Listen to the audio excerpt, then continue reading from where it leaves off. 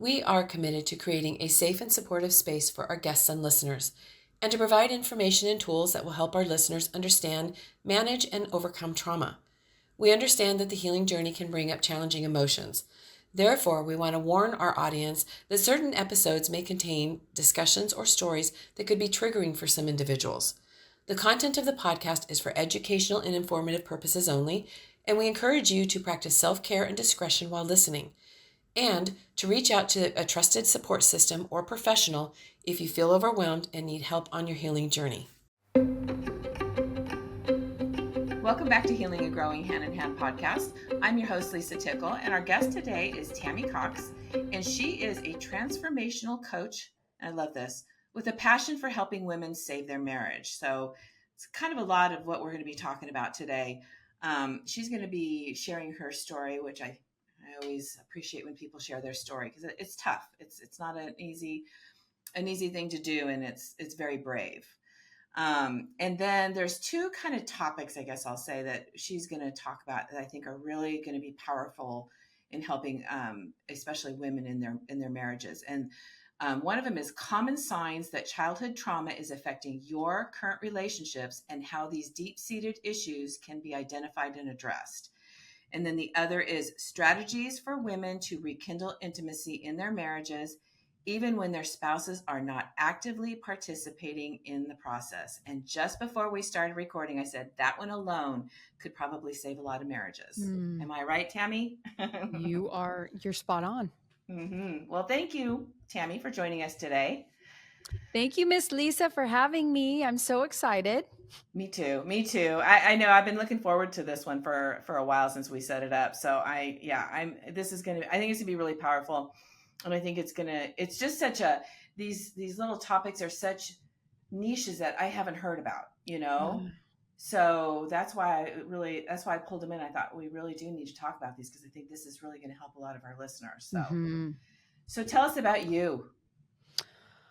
Okay, do you want the whole story? Do you want a short overview? Tell me where you want me to go with this because I can really talk. That's okay. I mean, we're not on a big time limit, so you decide if you feel comfortable sharing the whole story. If you feel like that's what's really going to help the listeners connect, then okay, yeah, I'm going to do that because it really opens it up to how I got to the place I'm at, and I think a lot of people will be able to at least connect to some part of my story. At least that's what I find. So, I was raised up in a very religious home. Dogmatic, I'd even say. Very controlling, very limited on what I could watch, what I could listen to, very, very controlled environment. The list of don'ts was just a mile long, just very controlled. And so when I was 11, I found out that there was this huge secret in my family. And that ended up being, my father had AIDS and he was about to die. He was dying. Oh. And so here I am, this 11-year-old girl, and it was kind of one of those times in my life where I felt like someone popped my balloon, like I was living in this like kind of fantasy world, very, very sheltered. And then all of a sudden, someone came along and popped the bubble, and all of a sudden, my whole world was shaken. And so a month later, he passes away. At this point, I'm 11, but I am very, very delayed in, like, I'd say my knowledge and understanding of the world. Like I didn't know, had any understanding about like sex, sexual diseases, how this, whatever. So all this throughout my teens kind of spun me for a loop because this kind of opened up. It was like one traumatic event after another. After he died, my mom ended up moving on very quickly after. And until we're 13, when we're 13, we get these 3 adult hormones that kind of give us, we go from the mind of a child to the mind of an adult. So right at this 11 to 13-year-old age is actually a very impressionable age for us. Yeah. And so to go through something like that, it kind of delays a lot of our mind, our subconscious mind. It kind of throws everything off. And so I ended up spending my teenage years very bitter, very confused. I was angry at God, my parents, myself, like you name it. And my first sort of like shaking was right around like, because I kind of went through these like ebb and flows. I'd go through really deep, dark depressions where I got to the point of like being suicidal, really. As I look back, I didn't understand it in the moment, but now that I look back, I had three major points where I was just in such a deep, dark depression that I was like, either I'm going to take my life or I'm going to heal myself. Obviously, you know which one I chose. And I Thank did this three goodness. different times, right? And Yeah. it's really what propelled me to then say, ask the deep questions. Who am I? Why am I here? Like, what is life about? Is this life all about suffering, or do I get to have any joy? It really started prompting me to go inward. And like I said, I'd go through these highs and lows. But when I became a wife and when I became a mom, all the triggers started sounding and alarming. Like, So common. right, because all of a So sudden the common. new programming sets in. So I found myself because my father, I didn't say this before, but my father was, abusive. He used control, he used manipulation, but he also used the Bible as a way to scare us into submission. And so there was just a lot of fear. Yeah. And when he died, I kind of had sort of two sides. One side of me was relieved, which then I felt shame about because I'm like, Yes. and then the other side of me just really loved my dad and missed him and was sad when he didn't walk me down the aisle and was sad when, he never met any of my kids. And so I was tormented by these two different sides to him, one being really loving and the other being just kind of a monster a little bit. And so when I became a wife and then I had my first kid, my triggers were going off and I just couldn't hang anymore. So I tried therapy. I was very deeply involved in religion.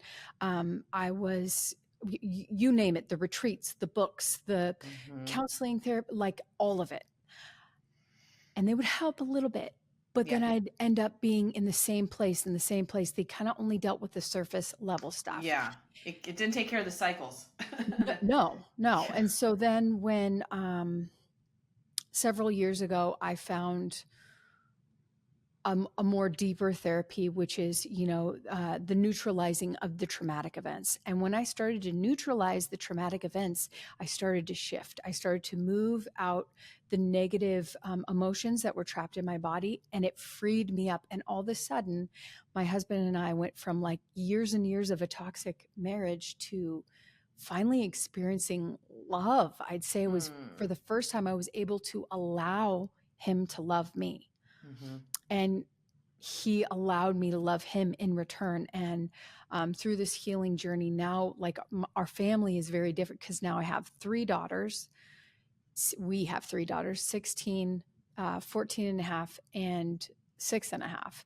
And so now we have this really beautiful family dynamic. Whereas in before, I'd say it was very toxic. So then that kind of, once I went through my healing journey, I was like, everyone needs this. Everyone needs this. And so, of course, that became my mission and my purpose. And that's what I love walking women through, is their healing journey. They call that post-traumatic healing. Yes. And that's so incredibly common. Out of all the guests I've had, I can't even. I'd like to look at the percentage, but there's a good percentage of them that Probably have gone all through of their them. own. Almost all of Whether or them, not yeah. they admit it, I bet it's all of them. Yeah, yeah. They had some trauma in their life. They started seeking out help, and they found modalities or a modality that worked for them, and then here they are helping others. So that's awesome. I love that. So how old were your kids when you guys began to do this transformation? Well, I'd really say my healing journey was many, many years because I started seeking so young. Me Like I too. remember 19 was when I started seeking, but it's like, I really don't think there's an end to our healing journey. I think No. that's why it's hard to identify, oh, this was the time frame. But I know when I really started shifting the traumatic Yeah, that's what I meant. patterns Mm-hmm. was probably, 5 years ago. And that's Okay. when we had the biggest transformation. Yeah. So probably about the last 5 years of like the biggest shift for us. And so what was it? What was the shift? What did you do to, because it sounds like the both of you, it wasn't just you, right? It Well, was it both you started and your with husband. me. Yeah. It Yeah, you were started the, with me. So yes. I made the decision to heal. I said, I don't know what this means. I looked at my husband. I said, I don't know what this means for us moving forward, but all I know is I can't live like this anymore. Yeah. I want Yep. this. I want to be happy. I know it's possible for me. I'd say it was owning the fact that I create my own reality.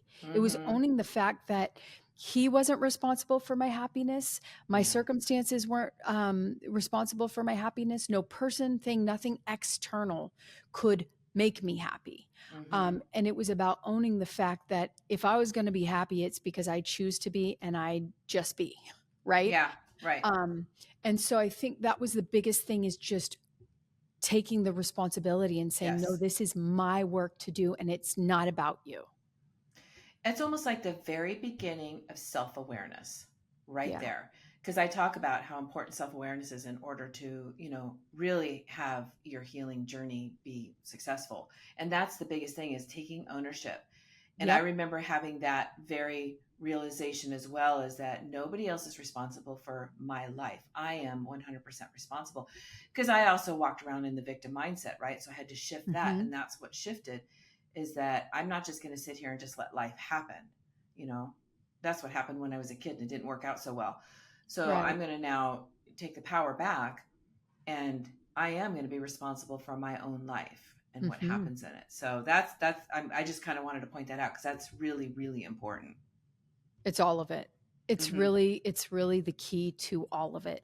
Mm-hmm. Because if you're constantly handing your power over to someone else and saying, you're responsible of making me happy, you're responsible, you got to treat me this way, you got to say this to me, blah, blah, blah, blah, blah, blah, blah, blah, right? If we do that to everything in our experience, then we never really have the power.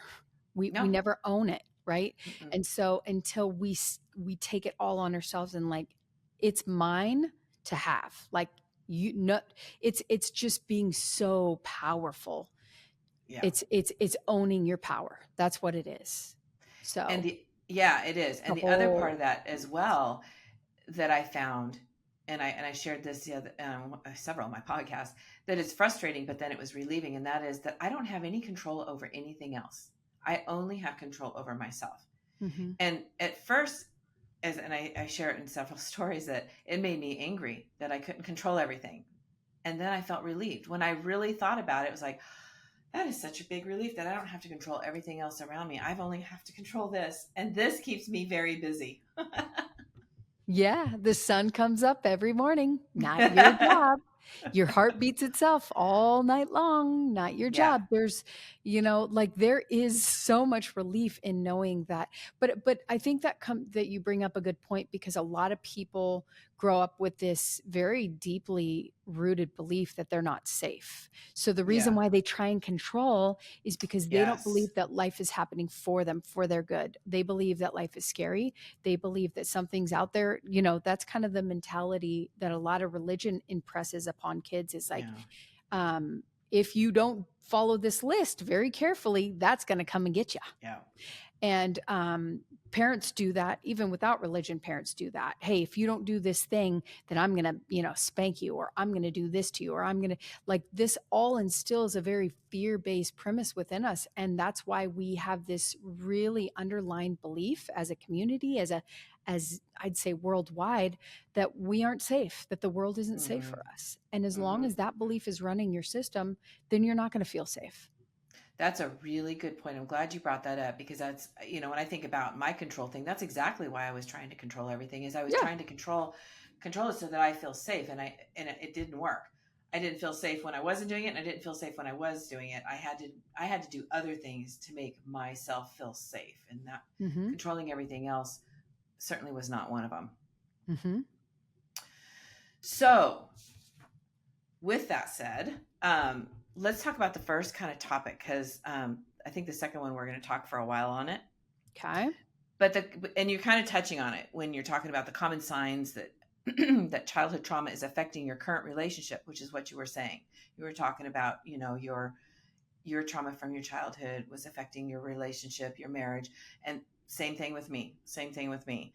Um, and how these deep-seated issues can be identified and addressed. So that's the part that I would like to kind of touch on. So the trigger, when I talk about the triggers that I had, so my husband and I have similarities, like the person we attract in life. And really, it's every relationship you attract in life. It's every friend.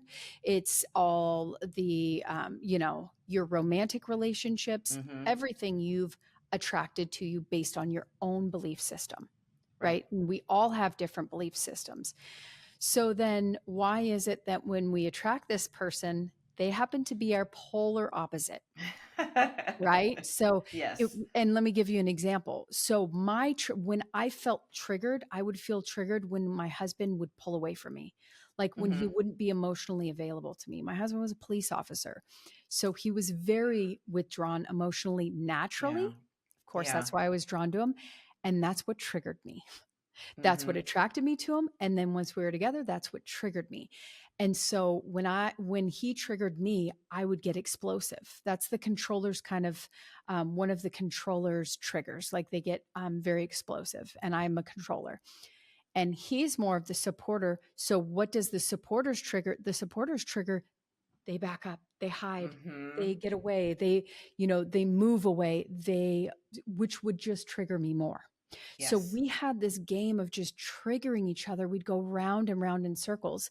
So I think it's really, really great for a woman if she finds herself in a relationship where she's like, oh, I can't do this.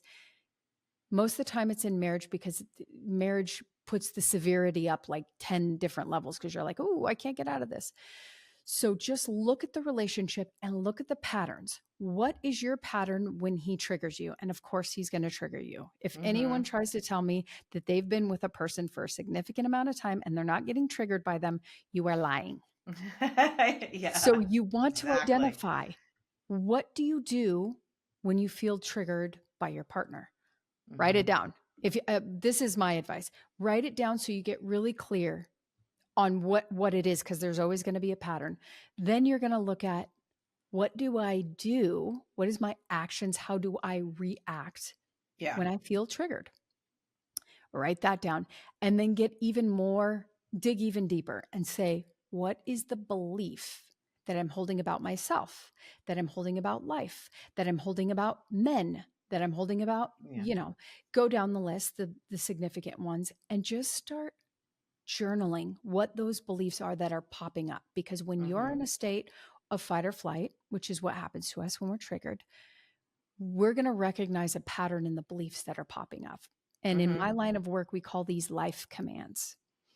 And so your life commands are the negative beliefs that are most dominantly running your show, running your life. So my two top dominant beliefs about myself, my life commands were, I'm not lovable, Mm-hmm. Mine too. and I'm not that important.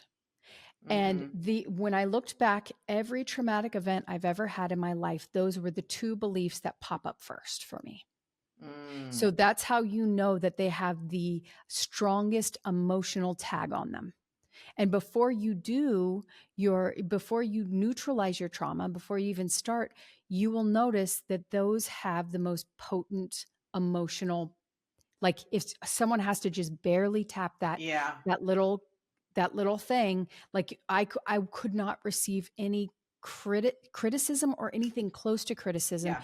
because all I would hear is, you're not lovable, you're not Yep. lovable, you're not Yep. lovable. Me And this too. created patterns of like pushing people away my whole life. So for specifically a female, I talk to females because they are more in touch with emotions, generally speaking, and they're not afraid or as afraid to kind of go there.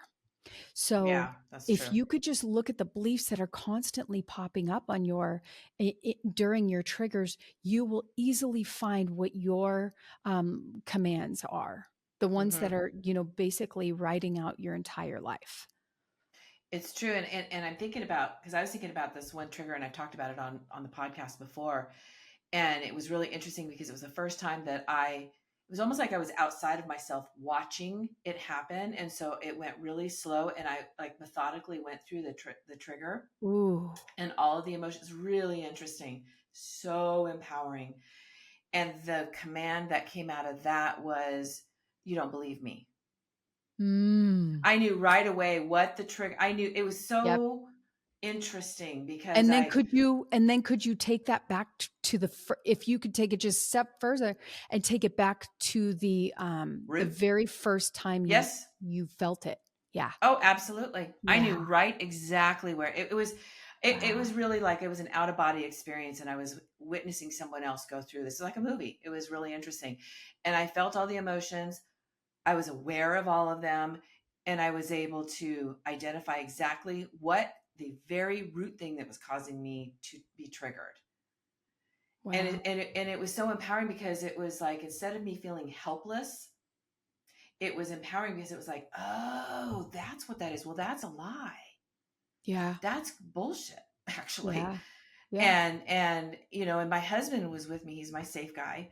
Mm. And he was walking me, he was just, bless his heart, just sitting there listening to me.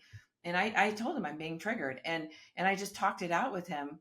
And then, because the first thing I wanted to do was self-sabotage. That was Yeah. my first reaction, was to do something to harm myself. Right. Mm-hmm. And once I recognized it, I was like, okay, no, we're going to go do the right thing. But it was interesting because I immediately went to that and I knew right what the root was. Wow. No, Yeah. that's a testament to you that you've done the inner work, because, most people don't have access to that. You have to do a lot Yeah. of work to be able to even go back through an event and sort of just look at it from that bird's eye view with no judgment, just neutrally Right. looking at it and being like, observing yourself and observing why you're doing what you're doing. I think that's Exactly. a huge testament to your journey and how much work you've done on yourself. Oh, thank you. Hmm. You get so frustrated. I think you can identify this. So, when we go through this healing process, sometimes you're like, I just want to hurry up and get to this one point where I'm not. Yeah. And so You think that you're going to. It's the silliest thing. it is a silly thing because like, I just want to hurry up and get through this. But, I have to tell my clients that all the time. I'm like, you are never going to get to this place that you are. The second you're like done with your inner work, you're gone. You yeah. came here to do this. Like, this is why you're Yes. in Yeah. the flesh right here, right now, is to do Yeah. this work. So it's not going to be over. In fact, you don't No, want it to be. That's the exciting no. part. I know, really, because there's a lot of, it is painful to go through a lot of this, but it's empowering, and there's a lot of positive that comes out of it. When, the first part of your healing is probably the hardest, Yeah. when you first start the work. There's a lot to deal with, and there's a lot of emotions and a lot of things that you need to break free from. But once you get to a certain point in your healing, it just, you do kind of embrace it, because it's another layer that gets peeled away, another, I call it freedom, where I have more Yeah. freedom in my life and in my life. So yeah, it's huge.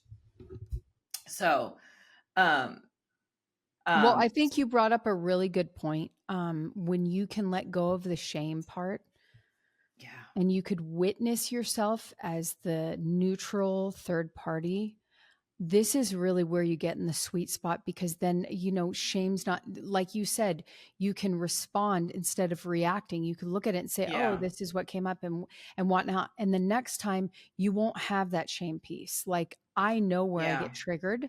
And I can talk to my husband about it now. Like right now, having teenagers, they trigger me a Yeah. lot, and just to be able to go to him and be like, he'll be like, well, what's going on here? And I'll be like, yeah, I turn into like my teenage self again. It's like, Mm-hmm. my girls have a sister instead of a mother, and I get to look at that pattern instead of judging it. Like, if I judge myself and I'm like, oh my gosh, I'm a terrible mom, and which is what what the old me used to do, just oh, I'm the Yes. worst mom and whatever.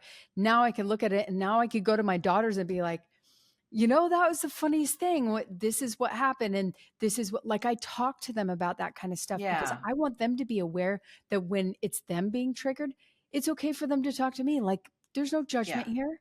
We all get triggered Exactly. because trauma is part of our evolution. Is actually for our good. It's what has kept us alive generation after generation, Mm-hmm. because our subconscious is holding these remembrances in order to keep us safe. So if we can look at trauma and triggers, not to judge them, but just to be like curious about them, Right. then they get to be the gift that they are, instead of the shame that they can hold.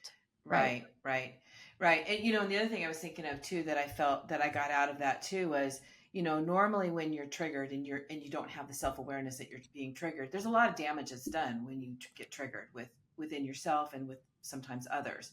Mm-hmm. And it was interesting because I recognized I was being triggered immediately, and I was able to pause and not respond, but because in where I was being triggered was not the right place, and it could have been really ugly, and it could have been hurtful if I don't do that anymore, but I'm just saying that that's what can Yeah. happen. Mm-hmm. But I could have been, I can be sharp, or, it's obvious I'm being triggered. And Yeah. so it just wasn't appropriate. And so that was empowering to know, okay, I'm being triggered, and I could settle myself down and not react and have that moment of pause. And it was funny because my son was in the car, and I think he looked in the mirror because I was sitting behind him, and he looked and he could see, I think, that I was being triggered, and so he was able to say something to kind of change the subject. But it was just interesting that I reckon, I'm like, okay, no, I'm being triggered. Okay, I can't say what I want to say right here. This is not appropriate. And I'm just going to sit here and be quiet and breathe and take a lot of deep breaths. And then I waited until I was in a safe place, and then I was able to just kind of work through it. But that to me was so empowering, and that I didn't have to do cleanup. Yeah. Which has been, a lot of my Fun. history. Yeah, it's a lot of fun. And, later on, I was able to talk to the family members and kind of talk them through it. And it actually helped some of the family members with their triggers and making them become more aware. So, is where before there would have been so much shame, I would never talk about it, and just kind of go in the room and just there's beat always myself good up. there's always good that can come out of it when you know there is. Right. What it boils down to is the fact that it's just all our belief system. Whether we Correct. choose to say, there's positive and negative in every single thing. Every negative, Right. every perceived negative, there's both positive and negative in it. So that's why I say, to my clients, I'm like, triggers are not bad. Trauma is not bad. None of this stuff is inherently bad. Right. Any meaning anything ever has is the meaning you gave it, and your meanings are different than my meanings. So we're all walking around with all these different beliefs because we have completely different experiences. Right. Yeah. And, and the thing that came out of it too is, the behavior is not my identity. Yeah. Right. So, you get triggered, you react, the behavior happens, and then you go and you beat yourself up because you've done this behavior. And what it allowed me to do is have that pause again between being triggered and having the reaction, and feeling empowered, and not acting out. Right. And not hurting others. So, yeah. Okay, so this other one I think we're going to talk about for a while, because I think this one's really good, and I think this will really help a lot of women. And I think I know kind of some of the stuff you're going to talk about, because it brought up some memories in my marriage when I tried to do this very thing. But this is the strategies for women to rekindle intimacy in their marriages, even when their spouses are not actively participating in the process. Mm-hmm. So I always start this topic by saying, when you transform, when you change, when you show up as a completely different person, it is literally impossible to attract the same old person that you attracted from your spouse before. Because in every new moment, we are a new person. And it is based on the beliefs that we're holding. So when we transform and we change our belief system, we literally become a new person. Right. Literally. The True. old me, how the old me showed up and what the old me drew from my husband was a very different version of him than the one I had today. So when I started to go through and heal myself, when the way that looked in my marriage was me being the woman that he always wanted, because I wasn't sitting there accusing him anymore. I wasn't blaming him anymore. I wasn't looking to him saying, you're not doing XYZ for me. That was gone. All that was gone. And the person I showed up as now was in the fullest version of myself, where I'm like, here I am, so full of myself, so full of the truth of who I am, that it could never attract the same person out of him than the last guy I got. Two totally different people, right? And so this is what happens when you change you. Everything in your experience changes. That means the way everyone else perceives you will shift, because the way you perceive you shifted. So that's the so way I true. like to start this out. And then where do you want to go from there? Well, no, that's a good point. I mean, even touching on that right there is because I too, I am not the same person. I don't even look the same. Yep. It's crazy.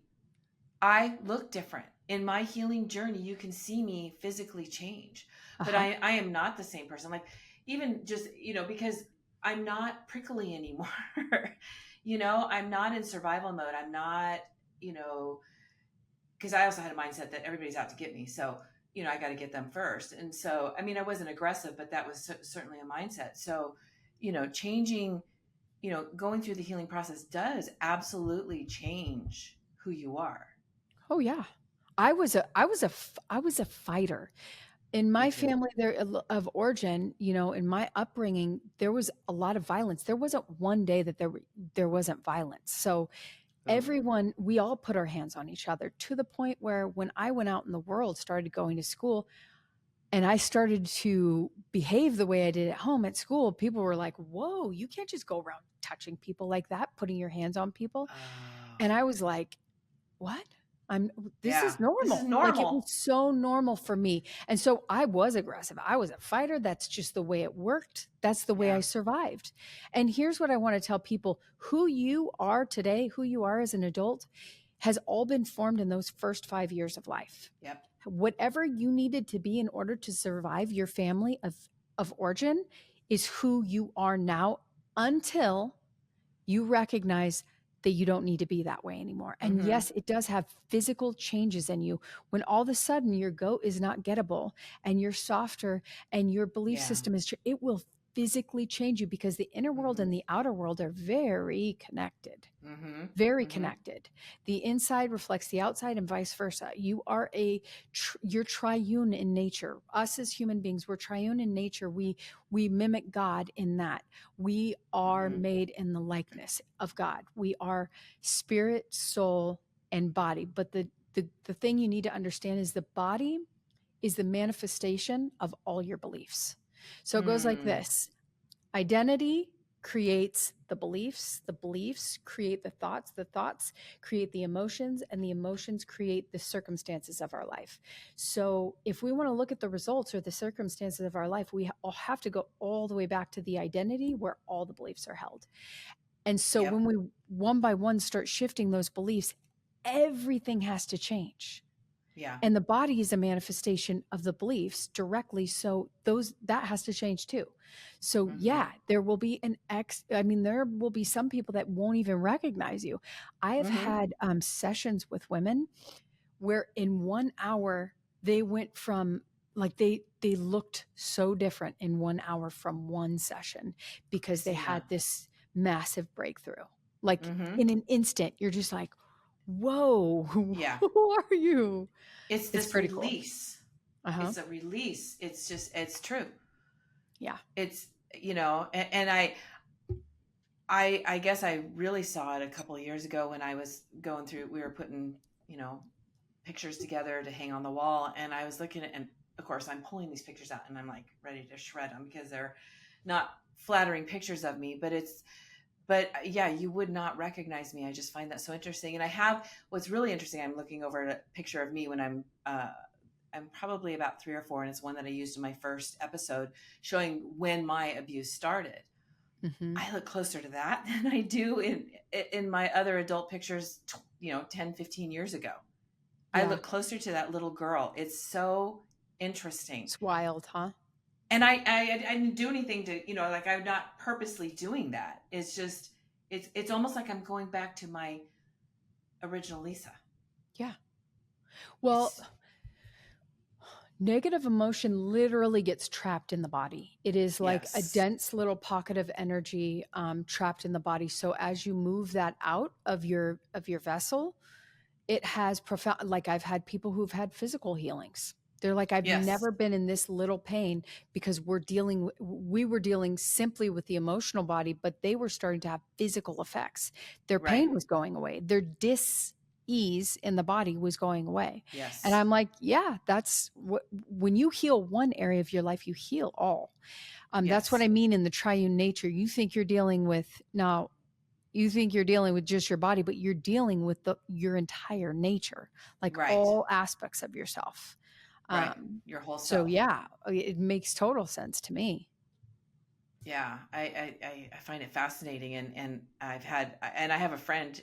She actually did the first podcast with me, and she's watched me evolve. I've known her since 2006, and so that area is like 2011 is probably when a big part of my healing, happened, or I guess started again, and so she got to watch me evolve, and so it's real Hmm. interesting to hear her say it too. But I think it's encouraging. I think it's awesome. And the physical, like they have found that, and I find this fascinating too. And I am going to get more experts on talking about the autoimmune diseases and how many people with trauma and childhood abuse Hmm. have an autoimmune disease. And when you get that trauma out of your body, those diseases go away. Oh yeah. Yep. That's exactly what I've experienced in my work because Yourself we or in your clients. in my clients. Mm-hmm. Yeah. So, what I'll do is I'll have them pull up, um, we'll first find the emotion. We'll find where it's trapped in the body. It always has a color, so they find the color. Then I have them project out an image of where this started from, what it originated from. Sometimes they'll get an image, sometimes they won't. It doesn't really matter. But they can literally pull it out. They think they're pulling out nothing, but they are literally pulling it out of their body. You could do Ooh. it with any disease. It's so funny because we think it's so hard to heal our body, but the body is so easy to heal. It's created to We heal. just have to find, and sometimes it will be, I don't know, it will be in a past life. It won't necessarily be in this. Sometimes you can carry it back to Uh, a past life.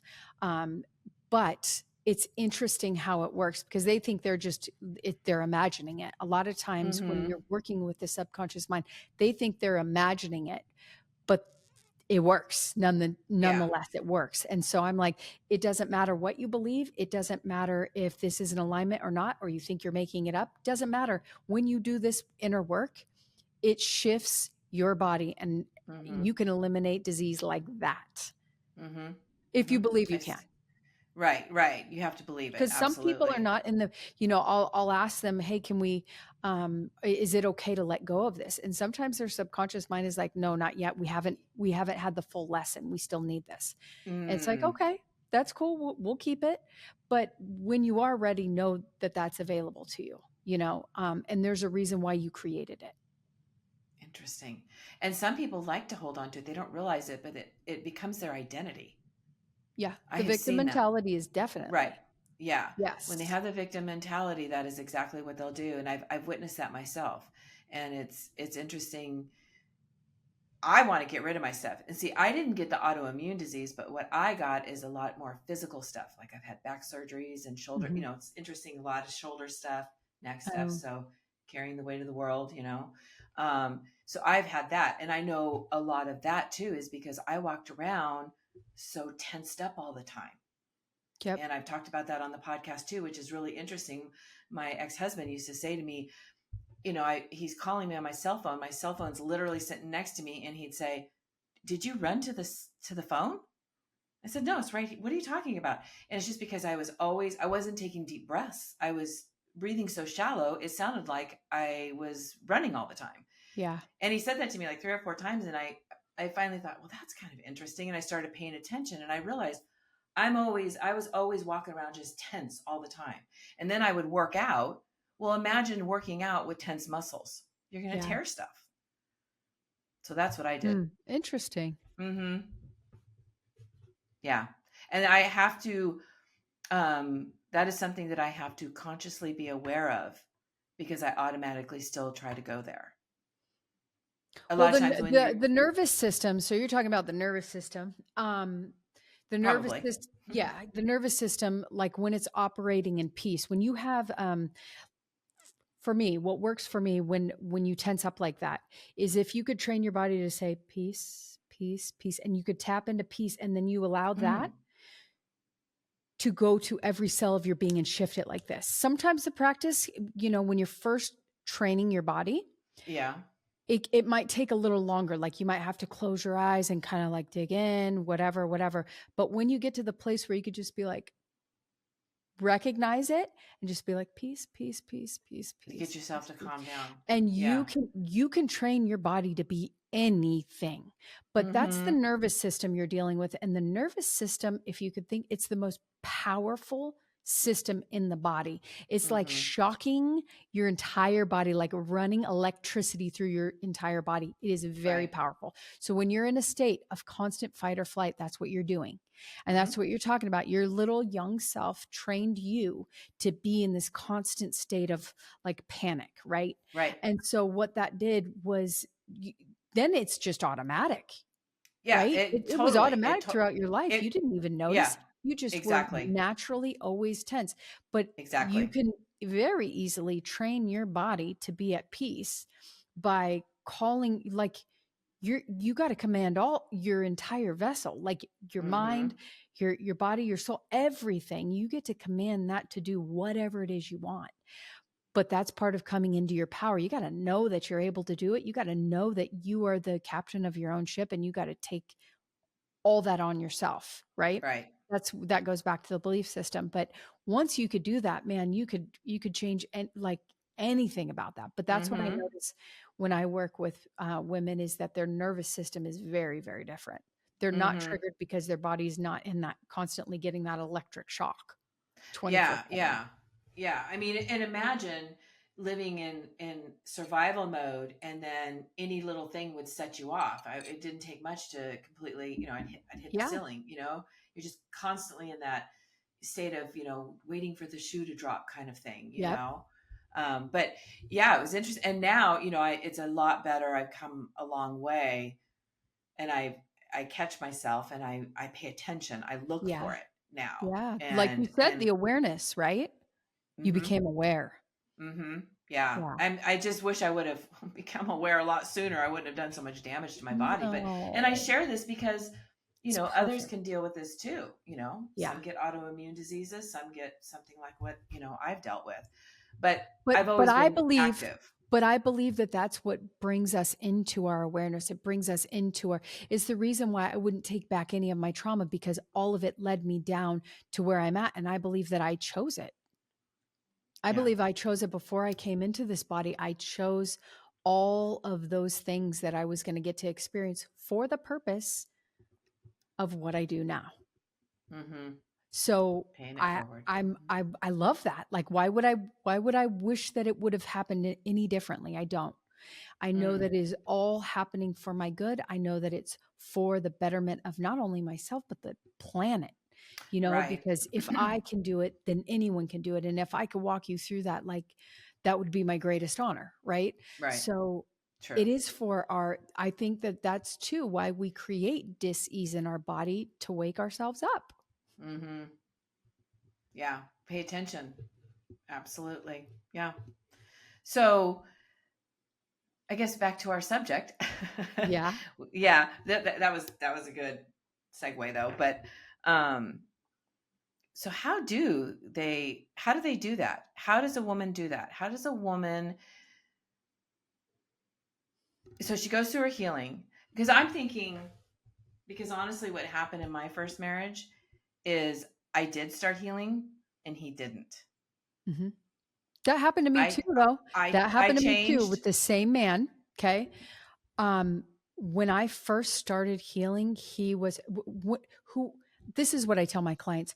If you think that he is not going to squirm and squirm when you change the programming up on him, Oh then yeah. you are delusional. Yeah. He will definitely squirm. To what Yes. extent, I don't know. I've had very few women where it did. I'll say this: he is going to squirm. You were Yeah, period. switching you were switching up the program. You're making this decision for him because your energies is like, we're all energy. If you think about your Yeah. relationships as like little universes, right? And between you and him, you're just a bunch of beliefs swirling, right?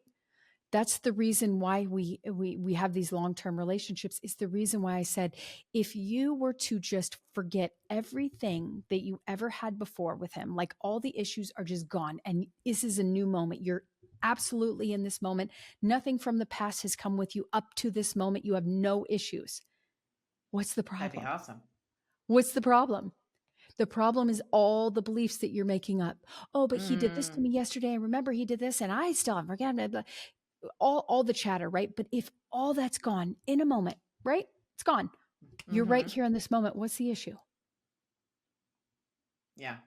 So we all have these stories we make up, right? And so Yeah. for me, I say he's going to squirm because you're switching up the program. My husband was so uncomfortable. He didn't have his fight buddy. He didn't have his wife Yeah. to argue with him and debate him and try and get him to see her side. He didn't have that. Cuz I said, I ain't about that I'm no more. done. She's gone. Mm-hmm. The Mm-hmm. woman here now is just, That had to be easy. He didn't know what to expect. he was very uncomfortable. But then once he saw the peace I was experiencing, he saw Yeah. the joy, he saw the new person that I was, and I wasn't going back. I think that's what it was. He had to make sure that I wasn't going to go back. Oh, she just, Mm-hmm. those people who I say pretend to change for a minute, or they don't fully integrate the new transformation. That's why I tell Yes. my clients it's a minimum of 12 weeks. That is a minimum that we're working Yeah. together. Because there's an integration process. We can have massive transformation, but if it's not grounded and integrated, Mm-hmm. you can easily go back to that system Mm-hmm. that's been running the show for all these years. That subconscious training is so deeply ingrained in you. Yeah. Um, so I think he just had to see and make sure, okay, she's not going back. And then I think he started to want what I had. He's like, she's feeling good all the time and nothing's changed circumstantially. She's just feeling better. And I think that's when he was like, yeah, I'm going to need some of that happy juice you got going on. I'm going to need some of that peace cuz so I think that's what it is and that's what I tell my clients, but there are some, I attract a lot of my clients are high supporters. High supporters attract high controllers. And Oh. so there are some of them where he's so in his controller that it's kind of teetering on narcissism. Yeah. I don't like using those terms, but for someone who has narcissism, they have lots of deep shit, right? Yeah. And that was Yeah. that I would say that was more of where I was. My husband's more of the supporter. I was more of the controller. And we just carry so much shame that it is really hard to look at ourselves and be like, and feel any sort of responsibility because we hate who we are at such a deep Mm-hmm. level. Like I hated myself. Yeah. Me too. So sometimes, like with those clients, they don't always choose to go past the 12 weeks, but with those clients, it would really serve them to do so, to do a full 6 months Mm-hmm. because the supporter is so very codependent, Yeah. naturally Yeah. codependent. I Yeah. can't change it. We all have codependency, but they have a Mm-hmm. much higher codependency where they're like, if he's not happy, I'm not happy. And I'm like, Right. Right. that we got to let go of that. That has to be let go of if you are going to be the fullness of who you are. If you're going to be the fullness of who you are, it can't be conditional love. Yeah. meaning, oh, Yeah. if they're happy, I'm happy. That's conditional love. That is, Yeah. it's not love. Love is love. It's not Yeah. contingent on them being happy all the time. And so a big part of this conversation too is being okay if he's not okay. Yeah. That's hard. Not being drawn if he's miserable, I'm miserable. No. Yeah. No, Getting sucked that's in. Mm-hmm. codependency. That's Mm-hmm. conditional love. You get to be happy simply because you choose to be happy, and he gets to be whatever he chooses to be, because we all have Mm-hmm. free will. Going back to what you said earlier, we all have free will. I don't want to overpower you to make you happy. I can't Right. do that anyways. That's not my Right. job. You be happy or as miserable as you want, and I will choose my own personal state.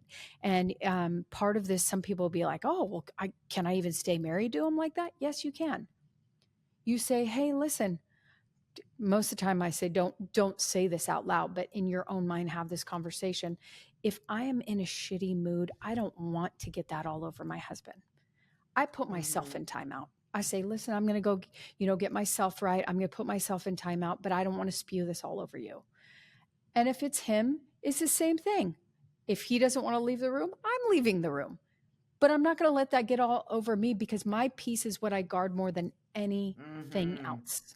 Yes. This is part of taking the responsibility. So Yeah. it's really severing ties with everyone else's emotions and saying, you get to feel whatever you want. I'm not taking that from you. I'm not taking away your sovereignty.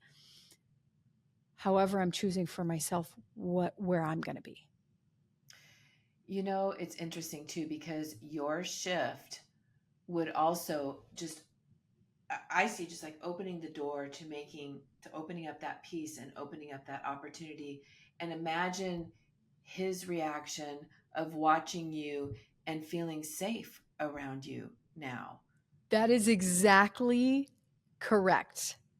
He went from being very fearful of me as the controller, as my triggers made me, you know, and Yeah.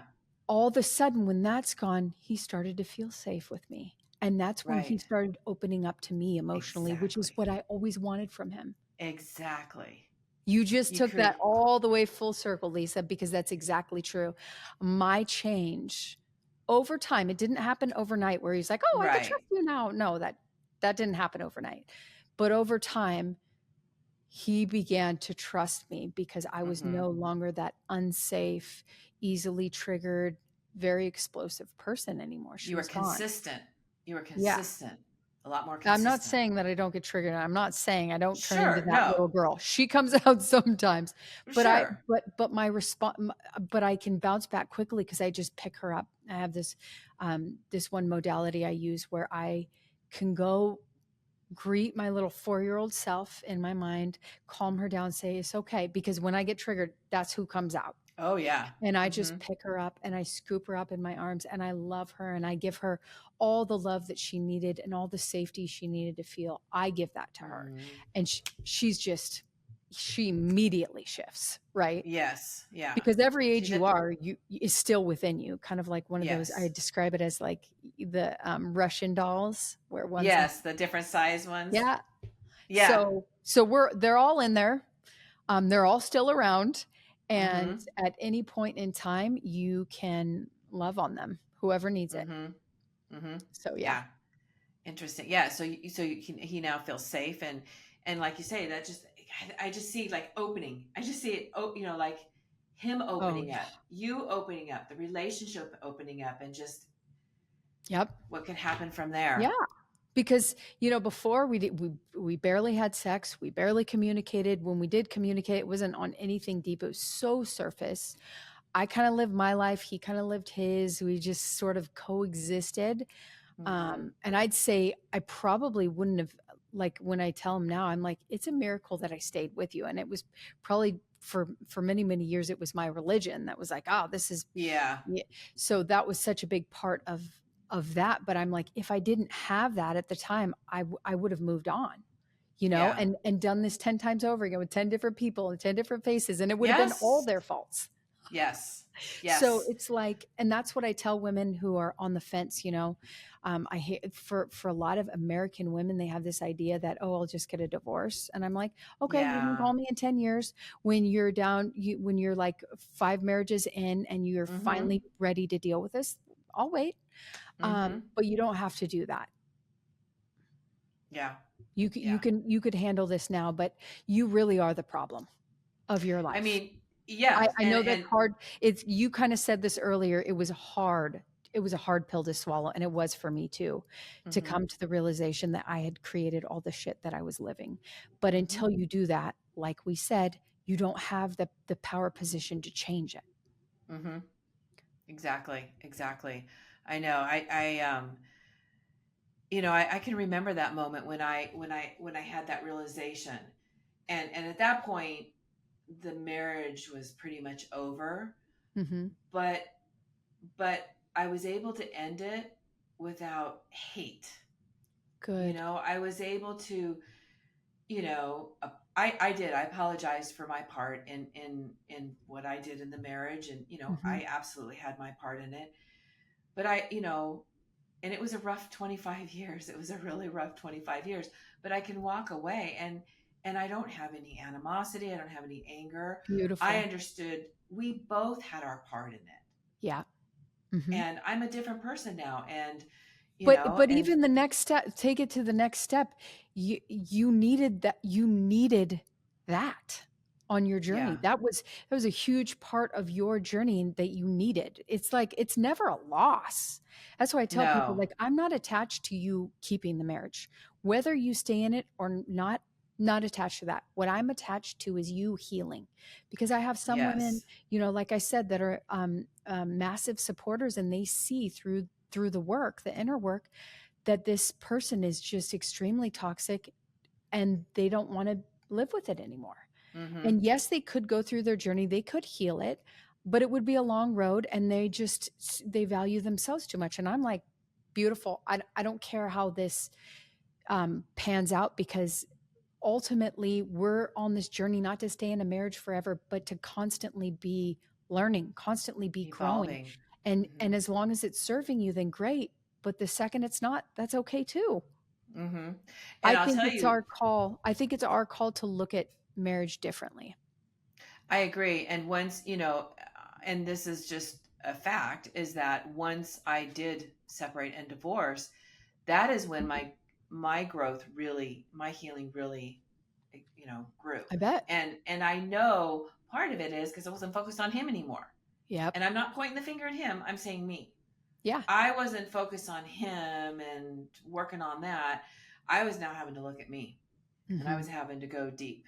Hmm. And it was a really interesting time. It was extremely painful because I had a lot of abandonment issues. Hmm. And so, and that's it's interesting because he and I got together when I was 19, got married when I was 23. So we kind of grew up together. That's a long time and a lot of life to share with each other.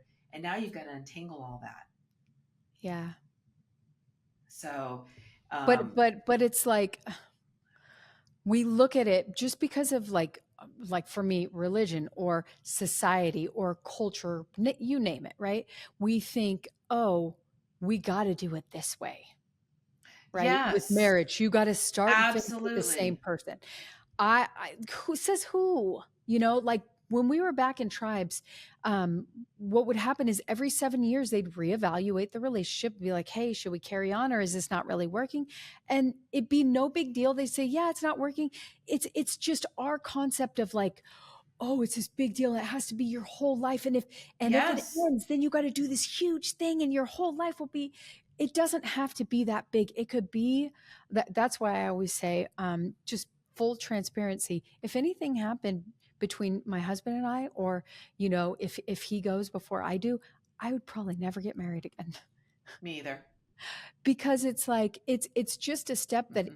I don't believe is necessary, from where, like it is with me, him and me now. We're a partnership. We're like this well-oiled machine where it's Hmm. beautiful. But if for some reason it didn't, I wouldn't look at needing, because I've already, my kids are older, and I think it's so great when you have younger kids because it makes it our system makes it easier to be married when you have Mm-hmm. kids together. But what would be the purpose of it? You know, whatever, except my old beliefs that you can't have sex outside of marriage. So it's Right. like I just see things very differently now. But I do believe that there's going to be a shift. Like people are not getting married anymore as much as they were. They're like That's true. cohabitating more than they're getting married. Or they're And if they do waiting a get lot married, later. they're waiting a lot later, which is Mm-hmm. great because 25 is when we develop, we have full developed faculties of mind. So I tell my kids at least wait till 25. Yeah, Um, absolutely. so there's all these things, but I really think it's a good thing. And I think if we could get society on board to where divorce isn't this huge catastrophic event that like all of a sudden you have all these legal proceedings and you have this, that, and the other, it's like I really would have to ask people like why do you really want to be married? Why the Yeah. construct of marriage? And that sounds so silly because I help people save their marriage. And I also question what we can do to make the system of marriage better, Mm-hmm. you know? Yeah. Interesting. So, because I'm sitting here thinking about my own, and I'll tell you exactly why I got married the first time. Uh-huh. Because I found somebody that would love me. Yeah. I found the only man on the face of the earth that would love me. Honest to God, that went through my mind. Of course. It was, it's, It was the same thing with my first marriage.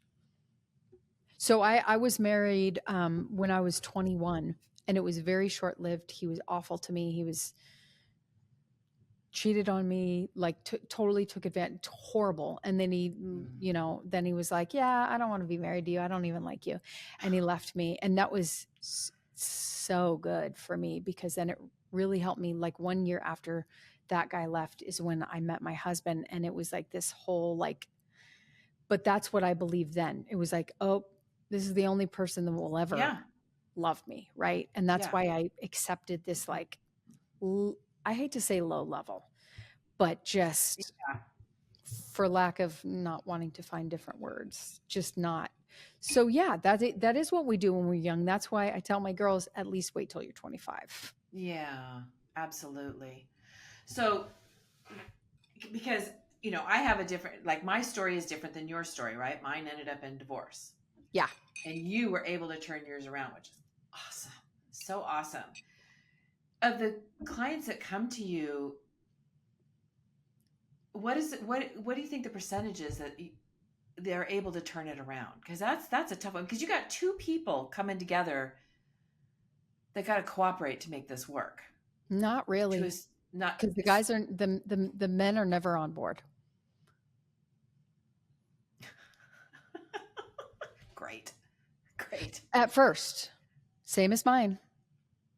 At first, it only takes one person to shift to create so much change. Everyone will shift when you shift, everyone. So even though they're not technically on board, Yeah. they always get on board. I have a very low divorce rate. Really, that's awesome to hear. I actually have a 100% success rate at this point in time. So I Brag would about just, that. yeah. I mean, I don't know. I always tell my husband, I'm like, we got to follow up with these because, but as of now, from what I know, it's 100% success rate. Are you working with both of them, or are you just No, working with just just the working with wife? her. Yep. Wow.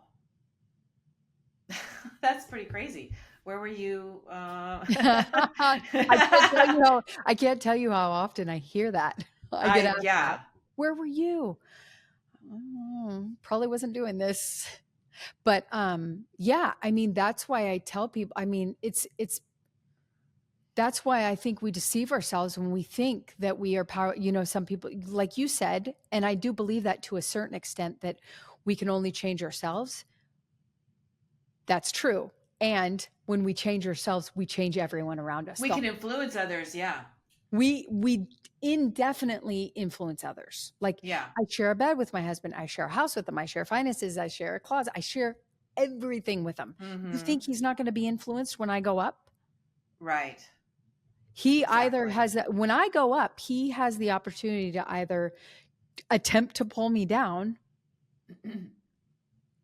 or, get out of my Right, right. field. Yeah, if you're trying to elevate yourself and they're still trying to pull you down and they're not coming around, that's a whole different story. But there's not trying. If I'm up here, the light will always be millions of times more intense than the dark, than the shadows, right? True. It True. just is, Mhm. it's magnetic. You know it. You walk into a room and you see someone who is so Mhm. powerful and you're drawn to them, right? Right. And that's what it's like when you become the power source, the generator of the light. People just go, "Doop, give me what you want, give me what you have, give me what you have." That's what it is. I You're get that right because I'm well, a very intense personality, so I have a very dominant energy, and the women that I attract don't have that. But what I'm imparting to them is the ability to have it. right. Right. And sorry, I didn't mean to start to talk over you, but No, what I that's was okay. thinking is it's true with all your relationships because and that's where you were going because the the the type of friendships and relationships I have now are very different than back in the day. Exactly. With your kids too, Very different. right? What's that? With your kids too? Yes, with my Yeah. son. Yes. Yeah. So the Very most different. yeah, especially your most intimate relationships. That's why Mhm. I like to work with marriage because it is the most intimate relationship. Mhm. There is no mirror as close as your spouse. That's And true. all your And relationships are mirrors, but there's no mirror so close as your spouse. yeah, that's true. So it's the reason why I want to work on that close mirror because it's all reflecting your relationship with yourself. Right. Right. And I'm working on your relationship with yourself. And there's no way Yeah. that will not affect everyone else in your field. Everyone that comes around you, Yes. even if they walk past you in a store, people feel your being. They feel your energy. They Yes. feel the essence of who you are. Right. That's why they're either drawn or repelled Absolutely. by you. Absolutely. And you So are 100% right. And I talk about that in when I do my workshop is before you can have a relationship with healthy relationships with others, you have got to have a healthy relationship with yourself. And that took me a while to build with myself. I even had mhm. to learn who I was. I didn't know who I was. I didn't know my identity. I didn't know who I was, let alone take care of myself or have a relationship with myself. And Most people don't, just Lisa. Most they people don't. don't. You're always looking out. You're not, that's just our natural way is to look out and not look within. And I used to say this before I walked it, you need to be your own best friend. And I had just at the time that I was saying that I had just a small understanding of what that really meant. It's taken years for me to figure that one out into the depth, but it's everything. It's what you say to yourself. It's how you treat yourself. It's everything. And once I began to have a relationship with myself and respect myself, it just automatically flowed out to others. Mhm. And then the people that are drawn to me are not the same kind of people. And I'm not saying they were bad people. I'm not saying that. We But just have you're a but you're different drawing from them mindset. a version of them. That's why Right. no two people are attracting the same version of you, right? Right. Because each relationship is like a universe. You are Right. getting that version of them that you expect. Right. And That's a why it's lot of, very hard to be around, sorry. no, That's go why ahead. it's Go ahead. very hard to be around people that know you so much as your old unhealed self because they literally attract that back. Yeah, exactly. Exactly. Yeah. It's really, it's interesting. You're making me think a lot. I think that's why I'm kind of stumbling is because you're making me think about things and it's like, and part of it is a lot of realization within me. I think that's what Mhm. as you're sharing this stuff and I'm like, oh yeah, I do that. Oh yeah, that is part of my life. And that's true. It's so true. That's why I'm in complete agreement with you. And I can't emphasize that enough of beginning to have a relationship with yourself and really beginning to look within. And it changes your world. It absolutely changes your world. Yep. I think you hit the nail on the head when you talked about awareness right at the beginning because it's starting. The reason why you weren't your own best friend. The reason why you hadn't done any of that self-reflection is because you didn't even know to do it. You weren't aware. Mm-mm. And we don't know what we don't know. And that's why I think so much of our pain is necessary and our struggle is necessary, because it's what we're in so much pain. We're called to go inward because we just don't know we're beside ourselves. Mm-hmm. We can't stand the pain any longer. And it's really what calls us inward. I believe most of us have our awakenings because of the deep devastational pain that we're experiencing, where we're Mm-hmm. like me, I'm either going to heal this or I'm exiting, because I can't take another Exactly. second of it. Like, it was just so painful. I couldn't live Yeah. with it anymore. And so until you get to that place where you're just so done struggling and in pain and in that negative emotion, you get to the place where you have to, where you're just Mm-hmm. like, I have to get out of this. And that's when we look inward and become aware. Mm-hmm. And And until we that, do and that, we're just in the victimhood. and we just kind of float through life, and life happens to us, and it's frustrating. It's very frustrating. And it's Hmm. interesting that you share that you started your healing journey at 19. So did I at Wow. 19. And it was that there, I didn't feel like, I never called myself broken, but Uh-huh. I always felt like there was something wrong. Like there's something inside, there's Right. something wrong. And what I didn't realize what it was a lot of pain, right? It Yeah. was a lot of stuff, but it was a lot of pain. But I just Hmm. remember starting my journey then, and there was nothing out there to help with trauma. And I didn't realize that, that's what was fueling a lot of that Yeah. pain. I knew I was abused. I just didn't understand the link. Yep. And do you tend to attract other women who were abused in childhood? Yeah. Yes. Yes. Isn't When I that talk about my, interesting?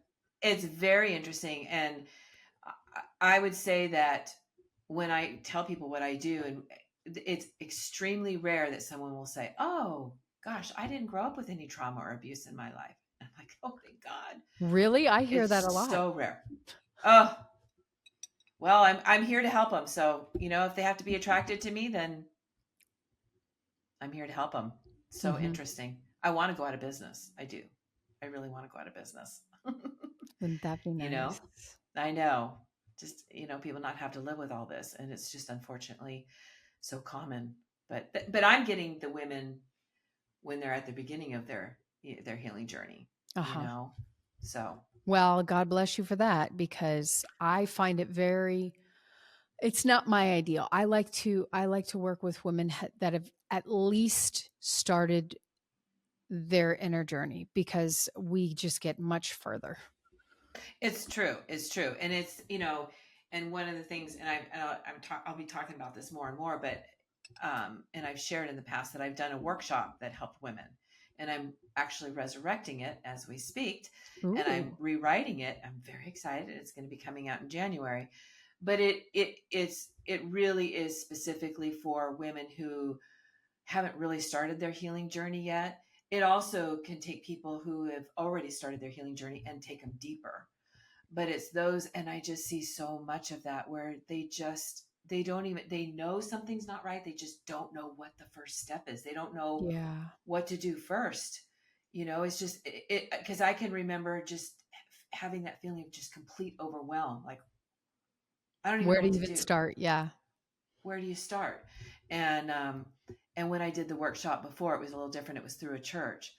It was amazing to watch these women start their healing journey and begin to connect and just, you know finally be happy for the first time Hmm. probably in their lives. Some of them had never shared their story. We had one lady that was 75 years old, and she had never shared her story, not Wow. even with her husband of 50 something years. That's what shame does. So, yeah. So I'll get him to a certain point, and then I'll send him on to you. How about that? That's a good You deal. take him to the A good next deal. level. No, Hmm. I like that you're the beginning phase. I like Yeah. that there's someone doing the beginning phase, because um I need someone to start pounding on that shell to get it Yeah. open. That's It's got to be cracked by the time, because when you start doing the subconscious work, it's deep, and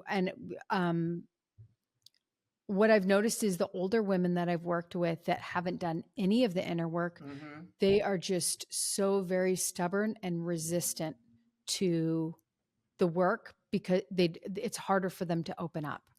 Yeah. And that's obviously just my experience, but it got me to the point where I was like, I'm not doing this anymore. Yeah, it's not in your wheelhouse. It's not the area that you're supposed to be doing. And it's true. Mm-mm. I mean, the longer, and that's why I want to get this podcast out, and I want it to help people, because, and the younger the better, because don't spend 20, 30, 40 years suffering before you're finally going to have some freedom. And Yeah. unfortunately, that's the numbers, is those that have been, especially the sexual abuse, they don't talk about it for 4 decades. They wait 4 decades on average before they open up and share about it. And so they're suffering for all those years. And so, Mm. and I think about in within me, because my childhood abuse went back as far back as I can remember. So it's so much a part of me. So it's hard to know what's normal, right? Mm-hmm. And so someone who's been doing this, living this life, and has done no healing for 40, 50 years, it's going to be so much a part of them. It's hard for them to see the separation. Does Yeah. that make sense? Well, that's why with those types of people, it's like, I want to get you in hypnosis immediately. Yeah. Let's drop in. Yeah. It's interesting because we're so much we are indoctrinated into a belief system. So the reason why women would stay quiet about something like that is because there's all this shame around sex. Oh, yes. When are we going to get the F over sex? Oh, it's so Mm-hmm. wrong. It's so bad. And it's like, listen, I get that it's sacred. It's very intimate, but we have created this idea of shame around sex, and we are shocked that all that stuff is going away. That age is now gone, where we're just living in these old ideas of like how Yeah. shameful this thing is. Like it takes a victim to create a victim. And Yes. so once we let go of those beliefs, all that stuff will dissipate. Just will. Mm-hmm. It will dissipate. Mm-hmm. So let's get rid of all the judgment, because that's really what I see is our biggest issue as human beings. Is we're sitting here blaming this, blaming Yeah. that, judging them, judging, oh, you don't Mm-hmm. think like me, you are terrible, you're terrible, you're terrible, oh, you don't think like me, you're the worst. And so we have all these judgments about all these things. But if we just let go of them just for a moment, just let go of them, release them, we wouldn't have all the shit that we've created for ourselves today. So We true. just wouldn't. So So true. we get to look at the judgments and say, like, from here on out, like, it's not my job to judge anything. Mm-mm. Be curious. I had a friend say to me, this is a few years ago, to replace judgment with curiosity.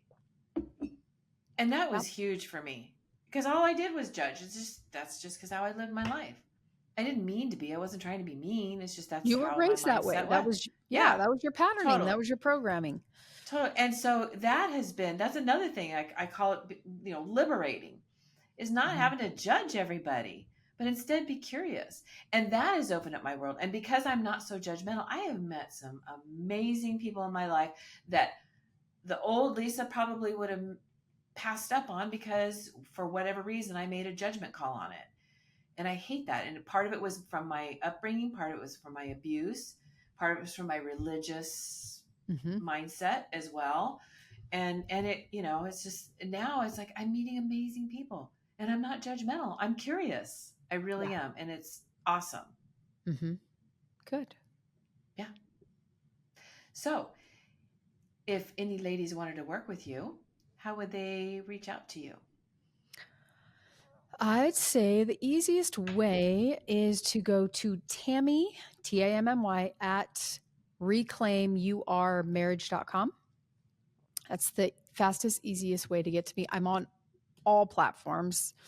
Tammy Cox. I think Tammy Cox 7 on Instagram. But you know what? I can give you You'll my list.